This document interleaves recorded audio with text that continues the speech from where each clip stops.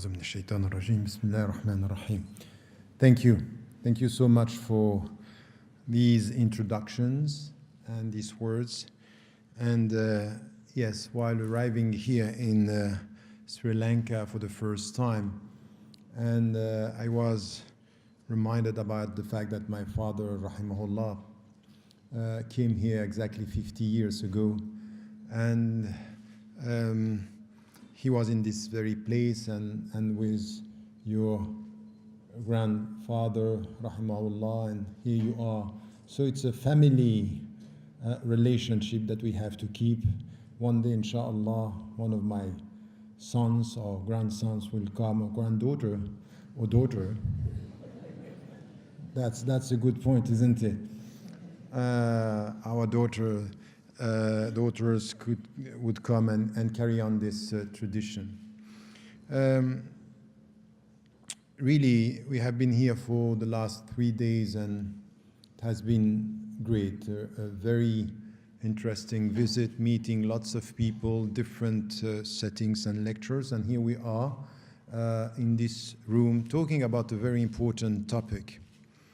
Because we can sit down and think about pluralism in philosophical terms, and it's as if it's far from us, and we can philosophize about pluralism, while we need to be very practical on some of the answers that we are bringing to the table when it comes to this topic.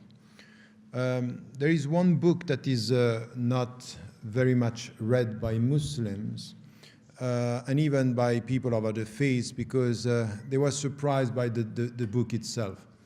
It's a book I wrote called The Quest for Meaning, Developing a Philosophy of Pluralism. And in fact, I was trying to get some of the big questions of our time and to try to tackle the issues and see from where we are, what do we have to do to make our world a better place to live in, and how we have intellectually and socially, politically and economically and culturally try to be involved in this process and to face up to the challenges of our time. Pluralism today, and you know how much the discussions are going throughout the world, and even in Sri Lanka, we are talking about integrating, about assimilating, and about multiculturalism as models of potential living together and integration.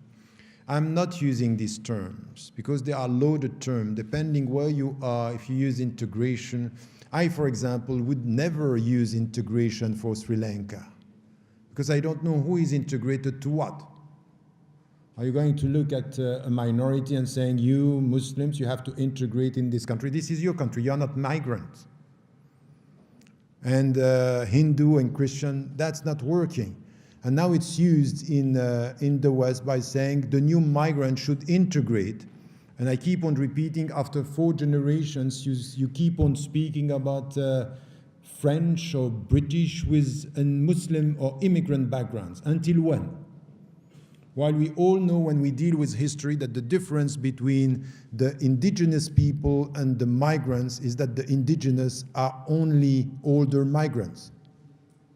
It's a question of time, it's a question of history. So when you deal with Sri Lanka, you should avoid even talking about integration. You have to come with the narrative, which is an inclusive narrative with all of the people, all of the religions, all the spiritualities, all the backgrounds, all the cultural memories that are shaping what is the definition of being a Sri Lankan citizen today. But it means that we are starting, and this is why I'm not using all these terms, the only neutral term that I found in our terminology is pluralism. Pluralism is a fact. We live in pluralistic society, meaning people with different backgrounds, different religions, and different memories are now shaping countries where they are referring and should refer to the same narrative, having the same future, and trying to share the same hopes. So pluralism is a fact. Now we have to deal with it and try to find solution. And it starts also with our mind, with our intellect, with our way of putting things and understanding things, while we should at the same time do something which is quite a challenge, but it's very important. When we speak about pluralism, we should be at the same time rooted in our tradition and open to the other traditions. So how is it that you are open and at the same time confident with who you are? Any political project, social project, cultural project, which is asking you to be within while you are not in peace within yourself, is not going to work. The common narrative should be inclusive and helping every one of us in his or her tradition, religious, cultural, or whatever, at peace with herself or himself and at peace with the common narrative. So this is the equation. At peace with your heart, at peace with your mind, at peace with your society, the common narrative. This is a nation.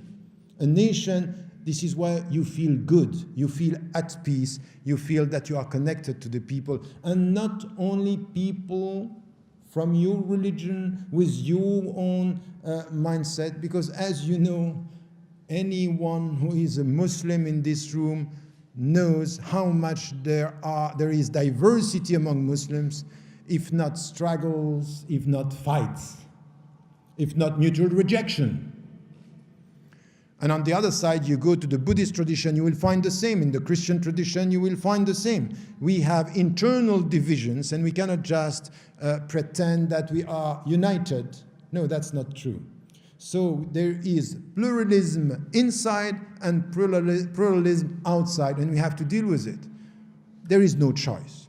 So having said that, we also have to deal with something which is very important, and especially in our days and our time, is all this business that we have. We use integration on the one hand. On the other hand, we are obsessed with this question about what is your identity. And as if in your identity you have to choose one identity.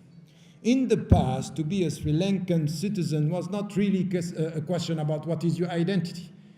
It was accepted as it was accepted in African countries, in Asian countries, in Western countries, that there is a diversity within and we live together, and it's not a problem. It's only recently that we have now this politics of identity based on polarization and bringing the people, trying to reduce them to tell me who you are first.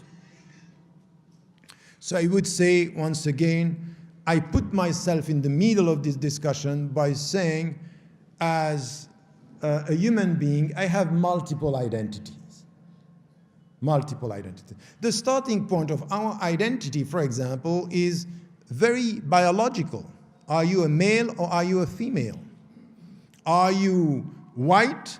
Are you Asian? Are you black? This is part of your identity. And then you add to this the multiple dimensions of your identity, and I keep on repeating as something which the starting point of all discussion. Not only I have to deal with pluralism outside, but I am reconciling pluralism within, because I come from Egypt, so I am Egyptian by culture, by memory. I'm Egyptian by memory.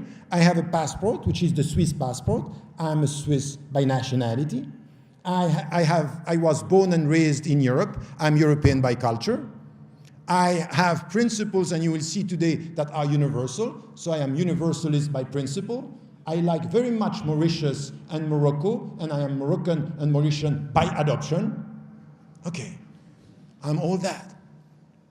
And take it as something which is very important for you, because when you are Sri Lankan and you live in this society, you have to bring on board all these dimensions that are part of who you are. Don't reduce your identity in a way which is a negative way of defining your identity. You have multiple identities. Pluralism is within you. Celebrate it, assert it, and live with it. That's the starting point of creating a better Sri Lanka. And not to be, on the other side, is we are so scared.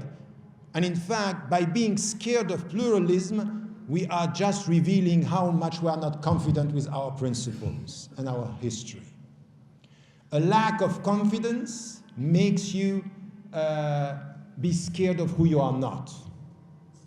And the more you don't know about who you are, the more you fear who you are not. So it's a two-way process, and we have to come to this understanding. So multiple identities here are very important.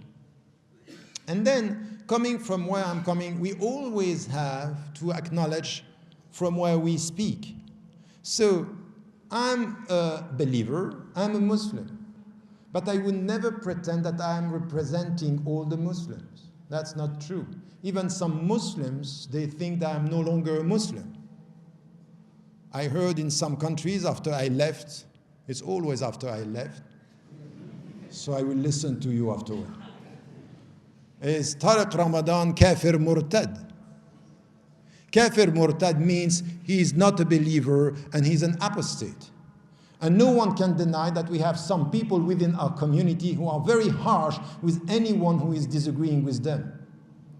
So they are deciding who is within and who is outside. So with this, we have to deal with, from where I'm speaking, as a Muslim. I'm trying from within to try to reconcile the different interpretations, so pluralism within. First, I'm trying to reconcile the different dimensions of my identity, so to be at peace with myself, saying there is no contradiction with all the dimensions I mentioned right now. Second, I'm harmonizing and reconciling different interpretations of Islam, and this is accepted from the very beginning. The very fact that we have Al-Quran and the prophetic traditions, the sacred book and the prophetic tradition, these are texts, and by definition, texts are interpreted by minds, so we accept, the scholars from the very beginning accepted a diversity of interpretations. Even the Prophet himself, والسلام, was accepting that some of the people understood what he said in two ways. And they came back to him, he said, who was right? He said, both of you. For us to come 15th century later say, no, I'm only the right one. Can you imagine that some people are calling themselves al-firqatul najiyah, the only saved sect? So all of us, we are lost. It's over for us. So they know the real meaning of the Quran, and the only true meaning is in their mind, not with the community. While the Prophet, peace be upon him, said, the community will never fall into a mistake. Not you, not one leader. And even Shafi'i is saying, رأيي صواب, my opinion is right, يحتمل الخطأ, it might be wrong, meaning I think I'm right, but I might be wrong. غير الآخر, the opinion of the other is خطأ يحتمل الصواب, it's wrong in my side, but it could be right. Look at this.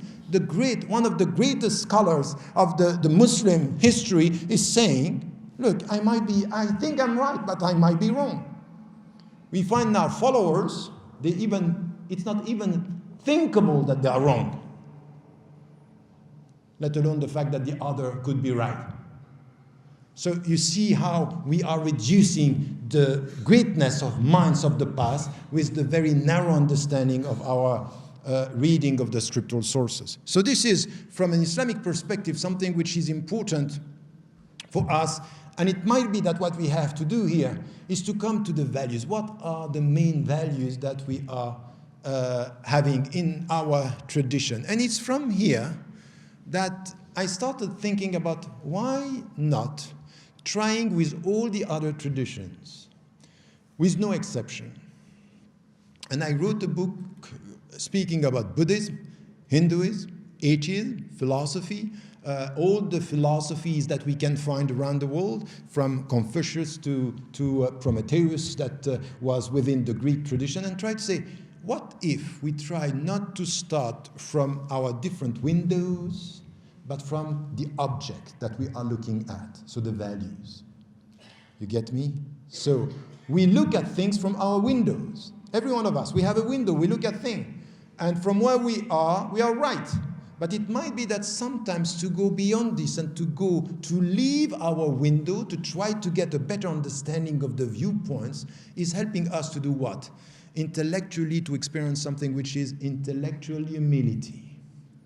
And I would call every one of you, Muslims or people of other faiths, experience the meaning of intellectual humility.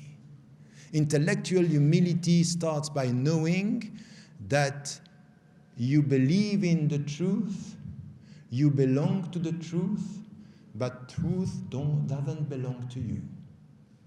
You don't have the monopoly of truth. You are just trying your best to come close to the truth. And this is exactly what was said when the people were asking about God in the Quran, and he responded, Inni qareeb, I'm close to you. So we are trying to come close to him, but don't try and don't decide that you have the truth. And if you had the truth, it would be able for you to judge, isn't it, about people? You could be able to tell me if I'm going to end up in hellfire in paradise.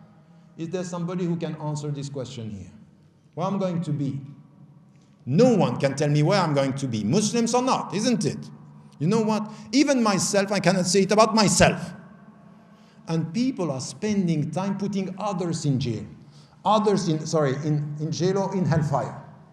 So this one is going to hellfire. And some are even asking about non-Muslims. Are they going to be in hellfire if they don't know Islam? We don't know. Of course, inna din indallah Islam, religion in the sight of God is Islam. But as to the individual faith, keep quiet. Say Allahu A'lam, God knows best. It's not for you to put the people. You don't know the sincerity. You don't know what is happening with the people. Keep quiet about this. The best answer when you don't know is to say Allah knows best. Period. This is intellectual humility, spiritual humility, and so many people are concerned about putting people in jail. Why am I talking always about jail? So hellfire, it has to do with jail. I hope so. I don't know if I hope so. Anyway, it's in hellfire. So having said that now, coming to the values that are so important. The first thing that I wanted to share with you is universality. If you look at the Buddhist tradition, of course, or the Hindu tradition, the Christian tradition, the Jewish tradition, and the Islamic tradition, we are all talking about universality. We think that our religion, respectively, our religions are universal. To the point that we have in the Quran, وَمَا أَرْسَلْنَاكَ إِلَّا رَحْمَةً لِلْعَالَمِينَ. We sent you as a mercy to the world. So we think it's universal. And at the same time, there is something which is quite interesting in the Quran, is God is telling us, Allah is telling us, this is a universal message, but the one, God, didn't want us to be under a uniformity. He said, وَلَوْ شَاءَ اللَّهُ لَجَعَلَكُمْ أُمَّةً وَاحِدًا. If Allah had willed, He would have made you one community. He wanted this diversity.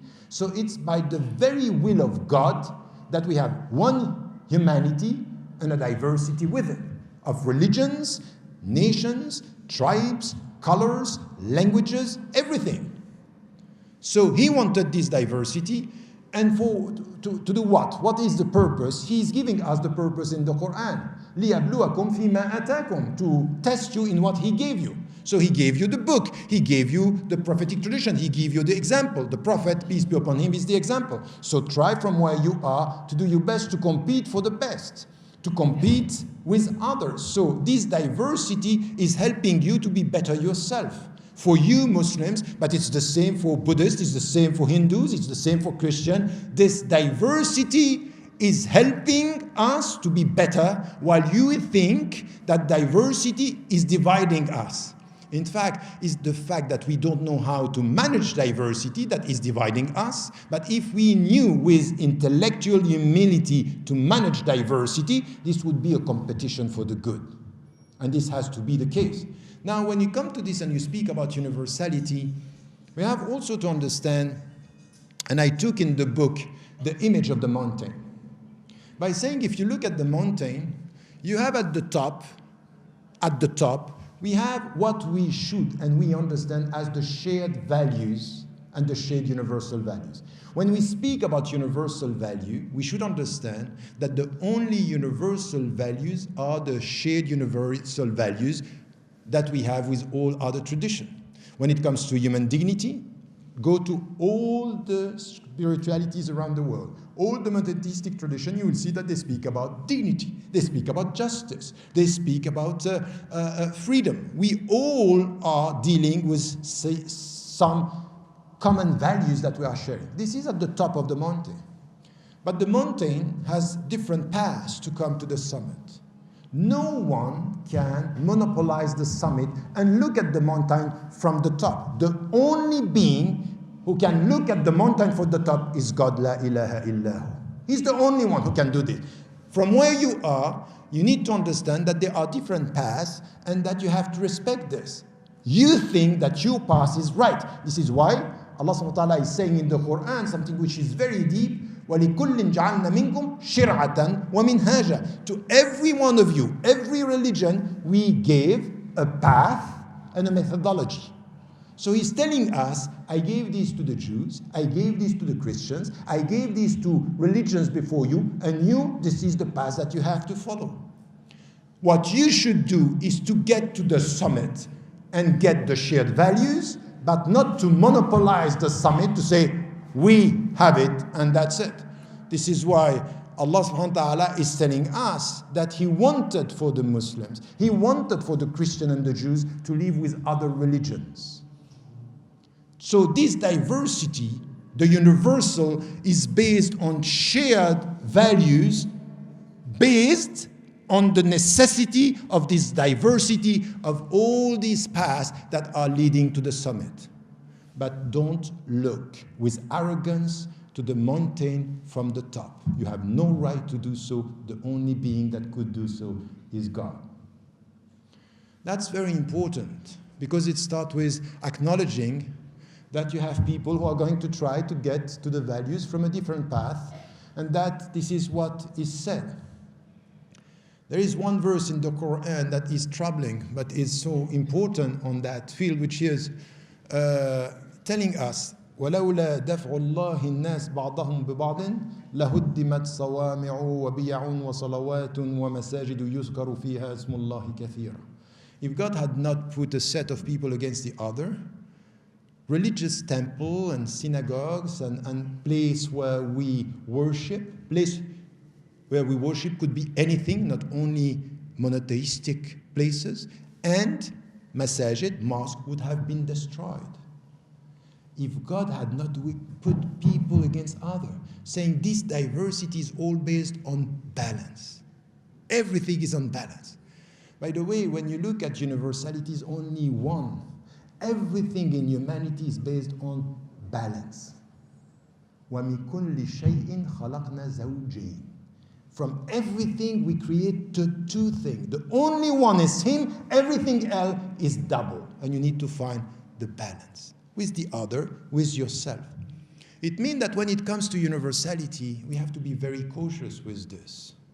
And you in Sri Lanka, as Sri Lankan citizens, Muslims, or Christians, or Buddhists, or Hindus, or atheists, whatever is your take on values and philosophy, you should come to something which is, let us come together in the name of our shared universal values, to come together and to understand no one has the monopoly of the summit, everyone is following his or her path, let us come together. With humility, with understanding, but with commitment. It doesn't mean that everything is relative. It doesn't mean so. I am convinced from the bottom of my heart, from the deepest understanding I have with my mind, that Islam, the final religion, is the truth. I'm convinced, and I really pray 5 times a day with the conviction that this is the right path. But at the same time, I understand, in the name of God, Bismillah, وَهُوَ الرَّحْمَنُ وَهُوَ الرَّحِيمُ, in the name of God, who is the most merciful and full of mercy and compassion, that He wanted diversity in this world, and I have to deal with it, with respect, with understanding, and even more than that. The universal message that we have here, based on what I'm saying, should make you go beyond one word that was coming from the Western tradition, that you should have to go beyond that, which is the concept of tolerance. You know that tolerance etymologically means to suffer your presence. I suffer your presence, I can't do anything against it, so I tolerate you. I'm not expecting anybody to tolerate me. And the Quran is telling you tolerance is not enough. Because he's calling in the Quran saying, Ya ayyuhan nas, inna khalaqnakum min dhakarin wa untha, wa ja'alnakum shu'uban wa qaba'ila limada? Lita'araf. O people, we created you from a male and a female, and we made you nation and tribes in order for you to know each other. To know each other. So this diversity, the essential dimension of pluralism, there will be no pluralistic society without knowing each other. Can I ask you a question? A very simple one. It's not a new country, Sri Lanka, isn't it? It has a long history. How many years? 200? 300? How many years? 2,000 even. 2,500 years. Subhanallah. You have 2,500 years. This is Sri Lanka. And it's a very long history. And now you are dealing with this dimension of pluralism. For all these years, identity was not really a problem. It's becoming a problem over the last few decades. I'm asking you, any one of you, you are a Buddhist Sri Lankan citizen, a Hindu Sri Lankan citizen, a Christian Sri Lankan citizen, a Muslim Sri Lankan citizen, you are an atheist, an agnostic Sri Lankan citizen. How much do you know about the other traditions in your country? How much do you know about the other? And by the way, let me put it the right way. How much do you know about yourself? How much do you know about it? While some are quoting the verse of the Quran only for the others. Ah, yes, we are very smart on that. We take the verse, it's everywhere, and we look at the Buddhists and say, you know what, you have to know us. It's not what the Quran is saying. The Quran is saying to know each other. How come are you going to live with your fellow citizens if you neglect them and your respect is not based on knowledge? I myself, I was born and raised in Switzerland. I spent time reading about Buddhism and going there, going to see the Dalai Lama to understand what it was all about. This is to show respect. I need to know with whom I'm living. So these are not words. This is the fate of Muslims. Know the other religions. And what we need also to get from our fellow citizens is, let us come together. But it's a very simple question, but let us be practical. You are here sitting in this room. How much time do you allocate to know your fellow citizens that are not from your community? That's as simple as this. You want to implement the universality? The universality is a practical take on diversity. How much you know about the shared values that you have with your fellow citizens?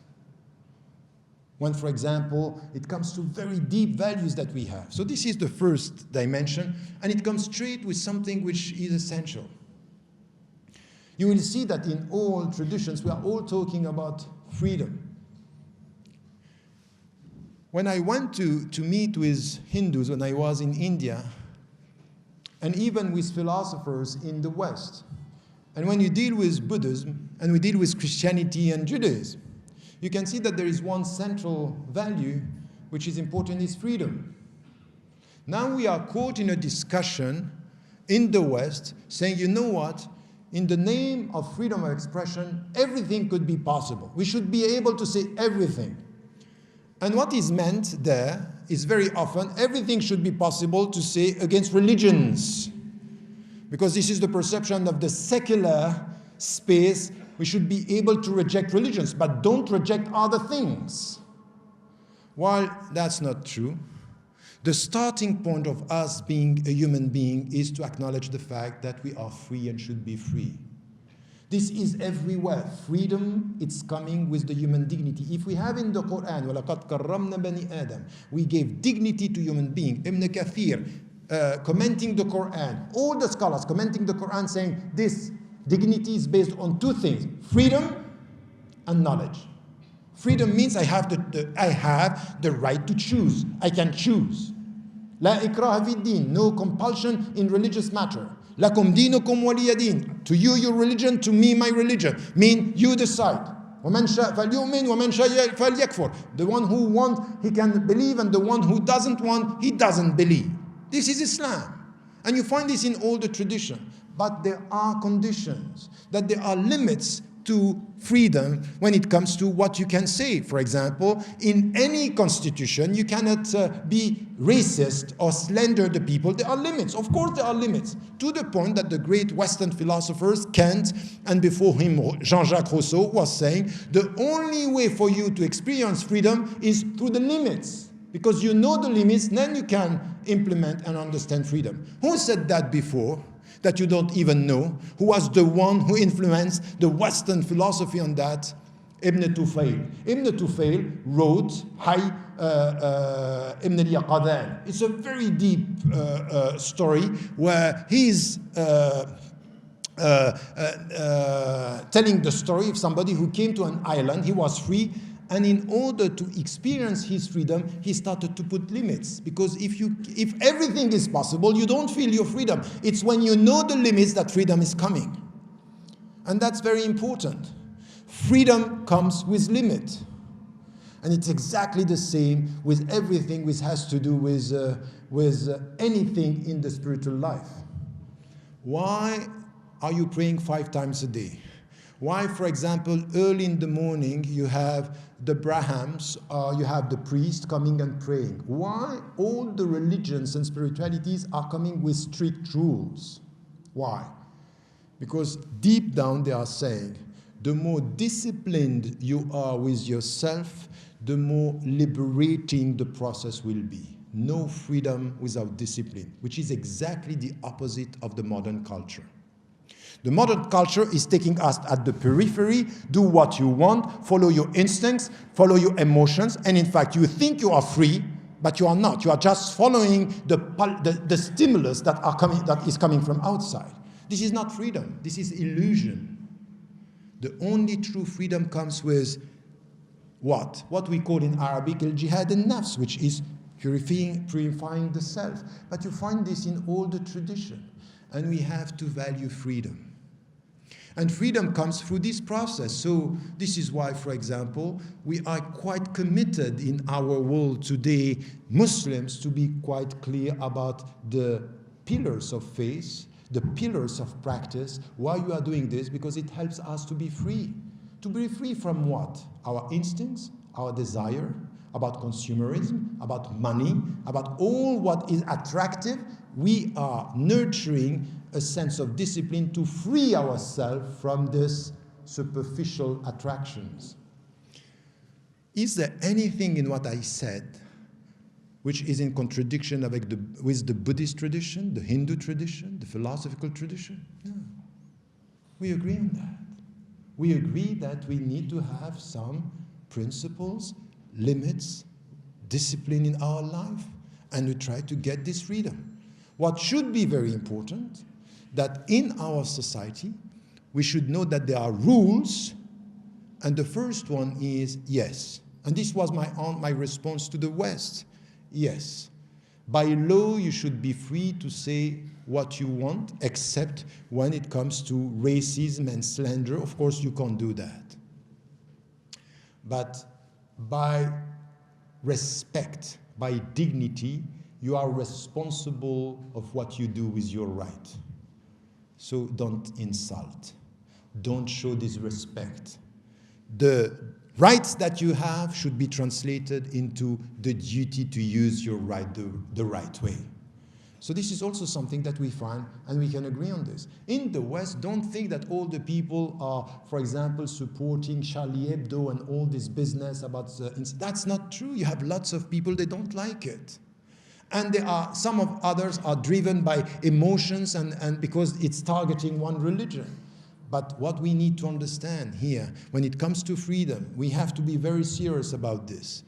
Any one of us should be committed to protect the freedom of people to believe, to be believers, to practice, to decide who they want to do, from different traditions and within. Freedom is the starting point. Remember Omar ibn al-Khattab responding to some of the followers and say, how come are you enslaving the people when God made them free?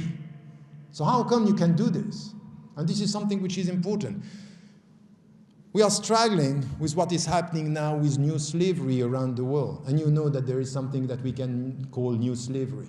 What is happening with workers coming from Sri Lanka, coming from India, coming from Philippines, coming from Nepal, and going to the Gulf states and treated the way they are treated. You know that. By all standards, this is not acceptable. That's not us. That's not humanity. So we also have to be clear on the fact that we are also facing this new type of slavery. But it's not only happening in your region. Look at what is happening inside Europe. From Eastern Europe to Western Europe, you have new channels where people who are poor in Eastern Europe are coming to work in a way which is new slavery. And for example, in all types of prostitution. That's not acceptable.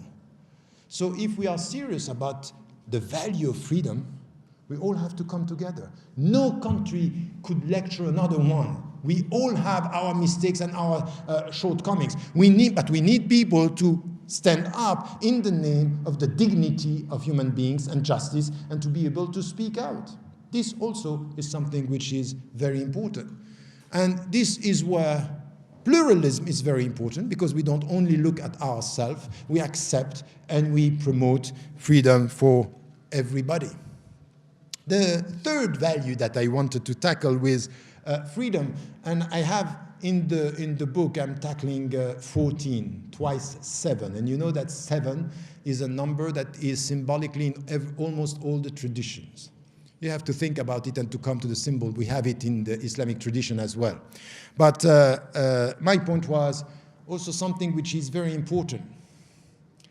We need really to understand that our freedom is in fact an ideal that is coming out of our spiritual education. How do we spiritually educate ourselves to get this freedom, which is freeing ourselves from our ego, our instincts, our desire?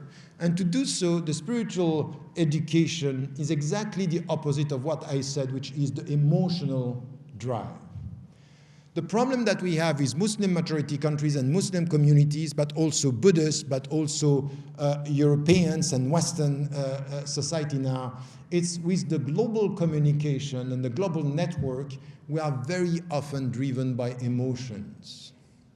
Could you understand why, for example, the people were reacting in such a way when Diana passed away? This unbelievable movement, emotion that we have. Can you understand why, for 5 years, nobody reacted to 2,500 people being dying on the Mediterranean Sea? Nobody is reacting, and one picture of one young child on the shore died, and then the whole world changed? How come? How come you don't see 2,500 and one picture is changing everything? Who is playing with what, and how are we reacting to this? I don't buy the fact that this came all of a sudden. I think that this was also instrumentalized at the right moment. But my point here is to look at the way we react. People were completely silent.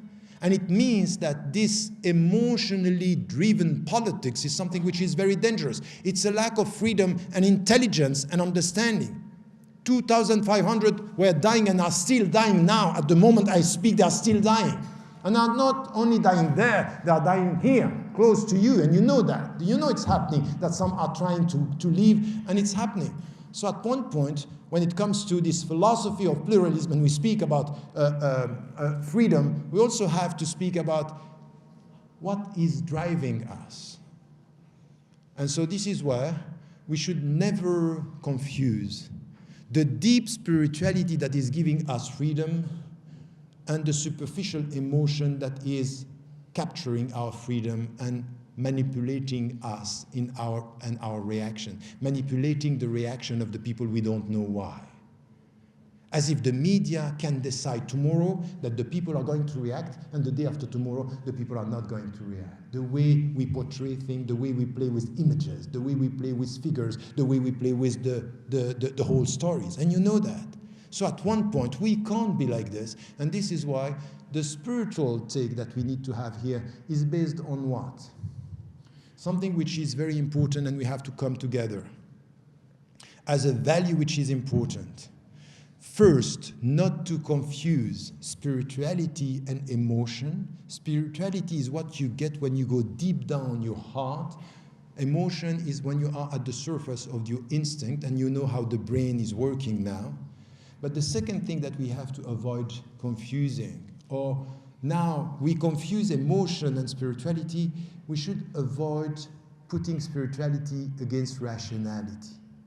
What we need now, and it's a common value, is to get a deep understanding of things through education. Thank you. Through education, I will take it later. That's fine, keep it. Thank you, I don't need it now. So rationality is very important.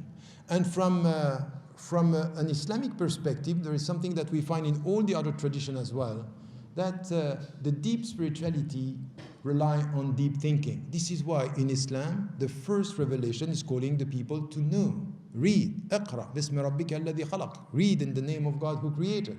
But you find this everywhere. Deep spirituality has to do with knowledge, has to do with rationality. And this is why I really think that in every single tradition, we should stop being emotionally formalistic and spiritually reasonable. Get what I'm saying? Not emotionally simplistic, so to deal with our religion, Buddhism or Hinduism or Christianity or Islam in a very superficial way, out of emotion, and being formalistic. I pray for the sake of praying. I'm very formalistic in the way I'm fasting. I don't get the very deep meaning. So to avoid this commitment to my religion in a very emotional way. We have even some people, we had this in Europe, some people, they don't pray, they are not practicing Islam, but if it happens for you to insult the fact that they are eating halal meat, they are going to beat you and to struggle and to insult you. So look, what is important here? So halal is more important than you praying? So the whole atmosphere with emotion is turning everything upside down. So you have to keep the reasonable way of saying, no, that's not the most important thing. I can avoid eating meat, but I cannot avoid praying. So if you are struggling and having an emotional take, very aggressive way of talking about Islam is not going to work. So avoiding the emotionally simplistic commitment to our respective religion to come to a spiritual, reasonable way. Spiritual means get the meaning and think about the way you are with your religion. And this comes with a very deep intellectual understanding. And the point is that we have in all the tradition, give me one spirituality, one philosophy, one religion that is not praising knowledge. Give me one telling you, be ignorant, that's good. Even in the Christian tradition, that some are misunderstanding, it is said the people who believe in God in a very simple way. A simple way doesn't mean a non-profound way. It means directly, that they believe in God directly without complicated things. But it doesn't mean that it's simplistic. There is no religion, no spirituality telling you, be ignorant, this is the way towards God. So this is why we have to be serious about this. How much are we putting effort in educating, in the rational way, understand what you are doing? So why do you pray? Why do you fast? Why are you doing what you are doing? There are reasons for that. There are reasons for praying. There are reasons for fasting. And I'm always taking this example with the Muslim by saying, if we were to understand why we are fasting, we wouldn't be, during the months of Ramadan, one of the community which is eating more. It means that there is something wrong in our understanding. If this was also the case with Christianity, Christmas will not be the time where you are consuming and eating and drinking and forgetting the very meaning of Christmas. It's the same with the Buddhist tradition, where some are taking the superficial meaning of reincarnation, not understanding the meaning of suffering, because it's a very demanding spiritual path. We are distorting the very essence of our message because we don't come with deep understanding and reasonable spirituality. Ask yourself if you are in this. And this is why we are sharing all these challenges. All of us. These are challenges that we are facing. And we have to come and to help one another to go towards this. Not to be against the other at the surface, but to come together at the center. So this is why I'm advocating interfaith dialogue, but not interfaith dialogue at the periphery of our respective religions, but from the center, from the deep center, the deep meaning, the spiritual meaning, and the rational take on this. There is no contradiction between spirituality and rationality. Spirituality is helping us to have a reasonable rationality.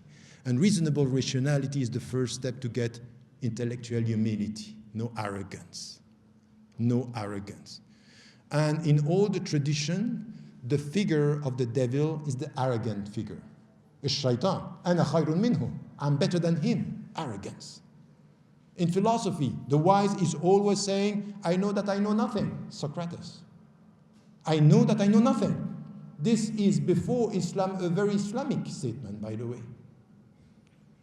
And some would say, oh, kuffar, kafir. No.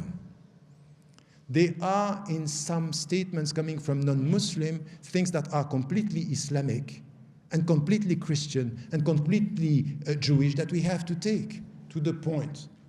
And this is a statement for the Muslims, that the Prophet, ﷺ, years after Hilf al-Fudul, he was 12. So this was 28 years before the revelation.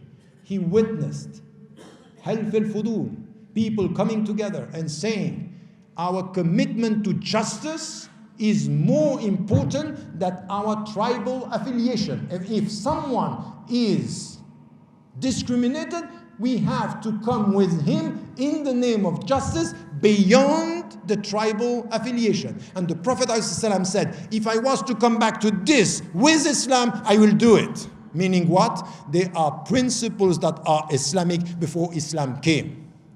Meaning what? There is justice and good in other traditions. If only you study. If only you know how to take things from the other. And sometimes I can tell you that when I was, you see some of the people in other traditions, the way they are disciplined with their own faith, sometimes it's a way for you to become better. So the point here is about rationality, and of course the essential dimension which is important here is about education. In Sri Lanka, if you want to live in a pluralistic society, it takes effort, and it means that you have to invest in education. Not educating the people in their own and only tradition, but to have an understanding which is wider than that. Two last things that I wanted to highlight. If someone comes to you and asks you to what or to which set of, or in which way would you define your belonging? Your sense of belonging goes to what? And this is why you have to be very cautious. To what do you belong? Now, it's as if it's the question of loyalty, which is very important today. In a pluralistic society, the people want to know, to what are you loyal? What is your commitment?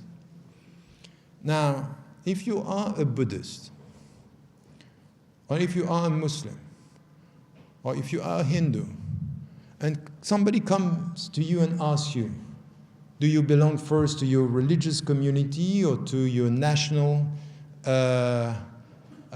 community or to your society? Which is, this very silly question, who are you first? Some are going because they feel that they can be discriminated, say, I am a Muslim first, and some would say, I'm a Buddhist first, and some others to show their patriotism, as you just shown this at the beginning of our lecture, Sri Lankan citizen. At the end of the day, you have, and all of us, we have to be very, very cautious with any type of blind belonging. Any one of us should be clear on the fact that he values his community or her community, he values her or his nation, but we belong to our principles first. It means that if I am a citizen and I see my government doing something wrong, in the name of my citizenship and my principles, I should speak out in a wise way against what is wrong. If I see a Muslim doing something wrong, following the Prophet's teaching, I have to tell him or tell her, in the name of our common religion, you will find me in front of you if you do this, because this is something wrong. Insur akhak, zaliman aw mazluma. Help your brother when he's right or when he's wrong. The companion asked, how can I help my brother when he's wrong? Stop him from doing wrong. I belong to my principle first. My brotherhood towards you is based on principle, not that I'm going to accept whatever you do because you are my friend. No blind loyalty, no blind belonging. And this is what I would expect from Jews. And I'm very happy to see, it's not so often, but we have to see this. Some Jewish people being able to stand up and to say, in the name of my tradition, what is done by this government is not acceptable. In the name of the Jewish tradition, what is done by Israel is wrong. I wrote a book with a French philosopher, one of the big names that we have in France, Edgar Morin. He's an atheist, but he's Jew by tradition. He's one of the most powerful advocates of the Palestinian rights by saying this is not acceptable. Can you understand that coming from the human brotherhood that in Nawawi, Sheikh Nawawi, Imam Nawawi was talking about, that sometimes you feel closer to this mind that is self-critical than with some Muslims who are completely blind about everything which is done by Muslims and supporting everything? I say, who is understanding more? So you would like the Muslims to get this self-critical approach by being able to be courageous and to say, in the name of Islam, what is done is wrong. So this is why we belong to our principles. And I said this in the United States of America, you know what? I am on the side of the American people who, during the Vietnamese War, not only because the Muslims are always quoting Muhammad Ali, Cassius Clay, because he spent 3 years of his life in jail because he refused to go to Vietnam. He said, this is not my war, this is unjust. He was right, the country was wrong. He was right, the country was wrong. But he showed to the people, I belong to my principle, not to you. I'm not going to support blindly what you are doing. And I said it also with Swiss citizens and French citizens and Muslims who helped the Jews during the Second World War to protect them against the law of the country. I'm with these Muslims who were on the side of Mandela against apartheid. But you should know that some Muslim leaders were supporting the apartheid system against any justice in the name of Islam. Ulama had a council supporting the apartheid system, saying, by law, a black man is less than a white man. By law. Muslims, you belong to this? No, I belong to Islam and the principles. I'm going to fight these people. I'm going to struggle against what they are doing. They are betraying Islamic principles. So I belong first to the principles. But if you come to this in Sri Lanka, you stop being obsessed with your belonging to a community and you come to the principles that we are sharing. The universal principle at the top of the mountain. acknowledging different paths, but coming together and constructing this in the name of freedom with our rationality, nurtured by our spirituality, following education, and coming to principles that we are sharing. You get all the things that I have been talking about right now. This is the challenge of pluralism. And it means that we need to go for more education, more dialogue within and outside. And we should understand here that we also have to stop this discussion about civilization, the West and the Islam, this obsession of the two big civilizations. This is a rhetoric that is very problematic. Now we are all facing something which is the world culture, facing something which has to do with consumerism, and all the religions, all the spiritualities, we are facing exactly the same problem. But we should come together. We should come together by addressing some of the issues of our time. Poverty, it's one. Migrations is essential. We have to talk about migration. We need to talk about migration, migrant workers, for example. We have to come together, all the people from all the different spiritualities and religions. This is a struggle which is important. Environment, it's important. What you had here 10 years ago, it's now spreading around the world, and it's going to destroy so many lives and so many realities. We have to come together, and this is also where, as human beings, with our dignity, with our principles, we are responsible. We are accountable. Environment is essential. Give me one spirituality, one religion. Only give me one name that you studied, which is telling you don't have to respect nature and animals. Give me one. So why are we struggling? Why are we becoming so superficial in everything, so emotionally driven and blind about the essential thing? You read in the Quran something which is so important. يا أيها الذين آمنوا كتب عليكم الصيام كما كتب على الذين من قبلكم. O who you believe, it is prescribed unto you to fast as it was prescribed to the people before you. Look at all the spiritualities and all the religions. We are all called to fast. Why? Master yourself, master your body, master your emotion, master what you eat, master what you drink in order to become close to the divine and to master yourself to become a dignified human being. We all have this. And we are all in danger of becoming consumerists. And by the way, what I heard, which is not a good news for me, is that the Muslims in Sri Lanka are among the best consumers. The difference is that they say Bismillah ar-Rahman ar-Rahim before eating. And I think it's wrong. I think that this is why we have to understand that beyond these clashes that we are talking about, we have to come to the common ground. To be very practical, I didn't come here just to entertain you for 1 hour. But at the end of the day, this has to be translated into practical things. Very practical. And the first one is to be much more involved in reading about yourself and reading about others. Please stop being connected to Facebook and the social networks and the virtual world. Start reading books, meeting people. A human being is a book, and it's better than a book. Meet people. I remember when I was young, as my father came here, the remembrance is a good one.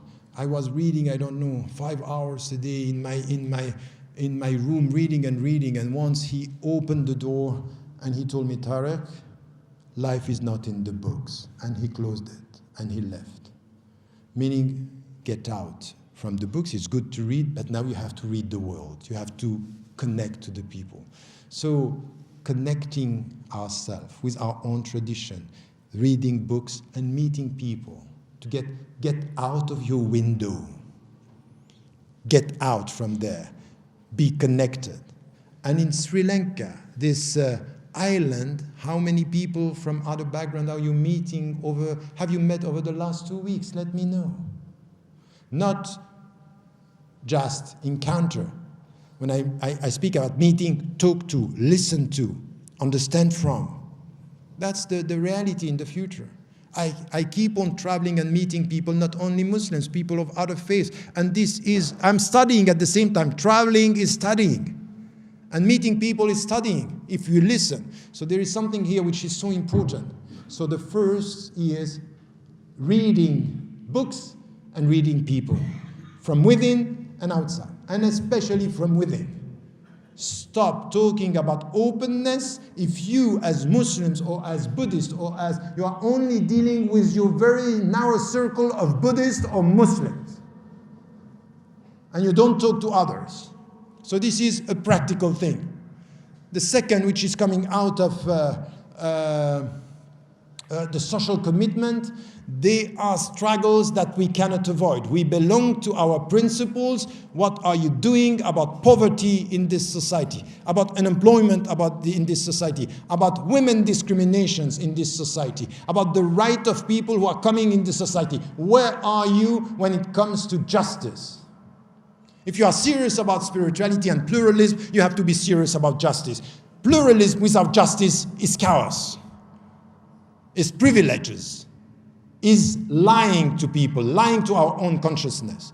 So this is something that we have to be practical. I'm sorry, someone who keeps praying 5 times a day, or praying as a Buddhist, or praying as a Hindu or as a Christian, and who is not committed to more justice in his or her society, there is something missing in your faith, something missing in your spirituality. And you are not going to achieve a pluralistic society without justice. And the last thing, which is also important and it's very practical. Yes, we have to struggle for justice when we have to be compassionate.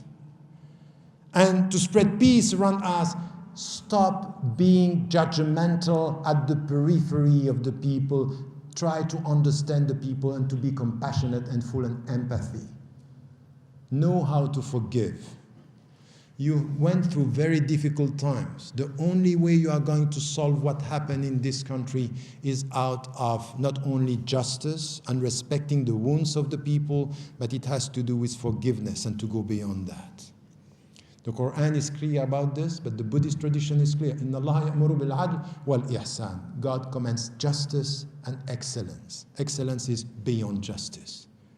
This was my right, but I forgive you. You did wrong, I forgive you. You killed my family, I'm ready to forgive you. If and only if you and me now, we try to make this country better. That's the future. But you understand that reading people and books, being committed to justice, protecting the environment and the animals, and being full of forgiveness, I'm talking to every one of you. You came to a lecture. It was a good time, inshallah. Alhamdulillah. You might be happy. You leave with a burden. We live with duties. And the only duty I know, coming from where we are, there will be no pluralistic society if in our society we are not having human beings. Understand the meaning of humanity. The meaning of humanity. Which is exactly what we have when we understand, Ya ayyuhan nas, O you people. And the last thing that I would add here, which is an experience, you are not going to please everybody. If you work the way I'm saying, you know, when it's a speech, it's nice. But you know that you have to pay the price. When you go to your fellow Muslim, you say, you know what you are doing is wrong. You are going to pay the price. You are going to be criticized. You go to the Buddhist, as a Buddhist, what you are doing, you are going to pay the price. You pay the price. This is something which is important. And sometimes you can feel rejected. I spend my time being rejected by Westerners and being rejected by Muslims. This is my life. On both sides you have criticisms. But there is something which is very important, and especially in Sri Lanka. Whatever the people say, whatever they say about you when you are trying your best to bring about peace, there is something that you should keep in your mind and remember all the prophets, Moses, Isa, Muhammad, alayhim salam jami'an, peace be upon them all, they always said, in times of rejection, my people. You are my people, and I am serving you whatever you do.